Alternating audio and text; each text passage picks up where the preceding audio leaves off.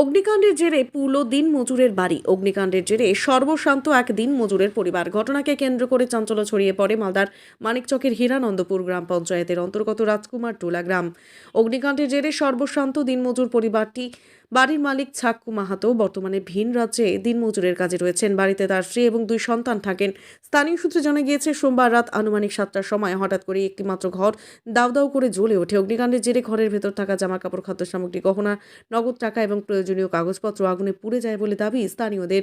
একটিমাত্র মেয়ের বিয়ের জন্য নগদ কয়েক লক্ষ টাকা বাড়িতে ছিল বলে জানা যায়। বিয়ের জন্য আরও টাকা প্রয়োজন, তাই ভিন রাজ্যে রয়েছে বাড়ির মালিক ছাক্কু মাহাতো।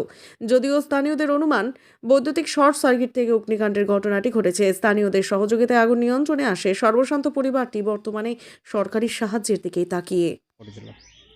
আমি জানছি না, আমি ধান সিদ্ধ করেছিলাম, যখন আগুন লেগেছে বাইরে থেকে লোক পানি দিচ্ছে, ওরা হাল্লা করলো। তারপরে আমি জানলাম কী হয়েছে, সবাই কেন এত হাল্লা করছে।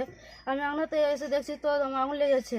শুধু এমসিটা ফেলেছি আর আমার কাকুর বাড়ি গেলাম, ওকে ডেকে নিয়ে আসলাম। আর কাকু এসে ভিতরে ঢুকলো, কিন্তু কিছু বের করতে পারলো না, পুরোটা ধরে নিয়েছিল। তো বাড়িতে কি হয়েছিল না, আমার মা দিরা গেছিল। আগুনটা কেমন করে লেগেছে? আমি দেখিনি, লেগেছে তখন আমি দেখেছি। তো কি অনুমান হচ্ছে, কি সন্দেহ হচ্ছে, কিভাবে আমার লাগতে পারে? সন্দেহ হচ্ছে লাইন থেকে, বোর্ড থেকে তারটা হয়ে গেছে, শর্ট হয়ে গেছে, আর এইভাবে লেগেছে। কি কি পুড়েছে? কি কি ছিল, কাপড় ছিল, ফ্যানগুলো, আর যত ডকুমেন্টস, জমির পাট্টা, মানে কি পাট্টা, Aadhaar card, voter card, SC, marksheet, admit, pass certificate, student record card.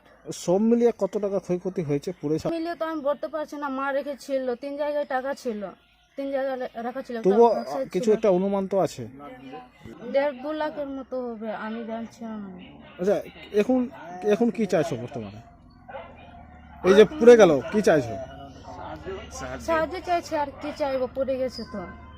এত টাকা বাড়িতে রেখেছিল কি জন্য? আমার বিয়ে লেগেছে তার জন্য। বিয়ের জন্য রেখেছিল? হ্যাঁ। এখন আর বিয়ে হবে মনে হচ্ছে?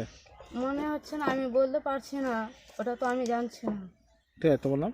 আমার নাম চঞ্চলা মাহাতো। কার বাড়ি এটা? বাবার নাম কি? ছাক্কু মাহাতো। বাবা কোথায় থাকে? বাবা বাইরে গেছে, ঠিক। বিয়ে লেগেছে তো কিছু টাকার প্রয়োজন আরো পড়বে, সেই জন্য। ঠিক আছে। এখন পর্যন্ত ঘটনাটা ঘটলো যে এরা বাড়িতে কেউ ছিল না, মেয়েটাই একাই ছিল। আর এই হুট করে সে পূর্ব ঘরে কিছু সময়ের মধ্যে এই ঘরের মধ্যে আগুন যখন উঠে গেল, এরা হইচই করছে। বাড়ি গ্রামের মধ্যে লোকজন ছিল না, সম্পূর্ণটা মাটি ছিল। এবার কিছুটা লোক জমায়েত হতে হতে ঘরে প্রচুর আগুন ধরে নিল, এবং আগুন ধরতে গিয়ে এলাকার সম্পূর্ণ মানুষ জল টল নিয়ে এখানে সম্পূর্ণ। কিভাবে আগুন লাগলো কি মনে হচ্ছে?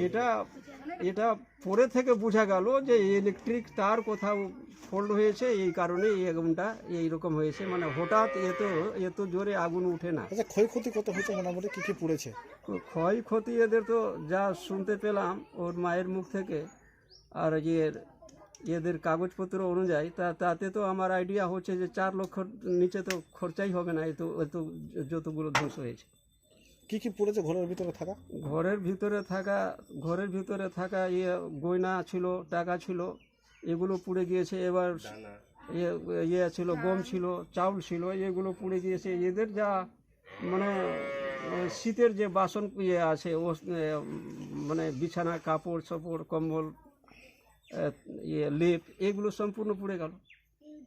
আগুনটা নিভালো সম্পূর্ণ এলাকার সম্পূর্ণ মানুষ যখন জুটেছে, মোটামুটি 500-র মতো লোক এখানে জমায়েত হয়ে জল টল মারতে মারতে এই ঘরটাকে রোকা, নাই তো পার্শ্বের ঘরগুলো সম্পূর্ণটাই পুড়ে যেত। এখন আর করছেন কি চাইছেন?